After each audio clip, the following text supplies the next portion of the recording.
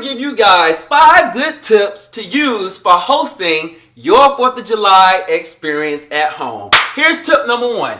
Don't invite anybody that's going to show up to your house on time. I don't like prompt people when it comes to entertaining at my house. Why? Because you know that I'm still trying to get ready. I'm still trying to clean up. I'm still trying to cook. Why? Because I took a nap 2 hours before I told you that I was going to actually start and didn't really get time to get things going. The only time I want you to be on time is when you run me my money. Now, here's tip number 2. The most important tip out of all these tips I'm going to give you is this.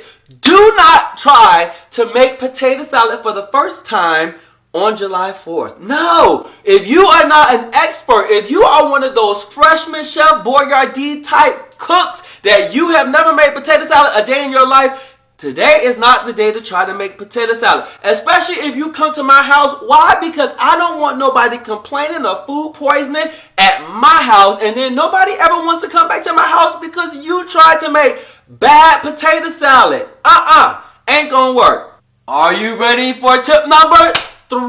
Yes, tip number 3 is dealing with fireworks. It's 4th of July. We want to see all of this take place. But guess what? If you're hosting at your house and you have this huge 5-pound TNT firework, the best place to light that is somebody else's house. You don't want to take out any insurance policy on your house because you decided to do fireworks at your house. Go to your friend's house. Allow them to have so much fun, be visually stimulated with this huge 5-pound TNT firework. Don't do it at your house. Use their house for this experiment.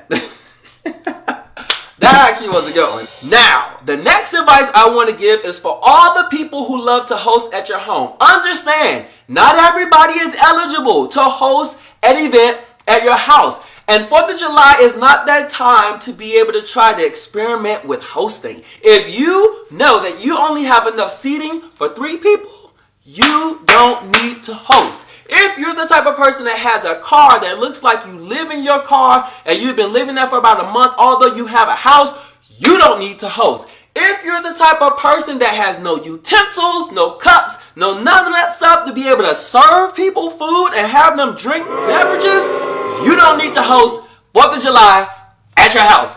Find a friend, bring over some good potato salad, and go from there. Here's my last tip for 4th of July hosting.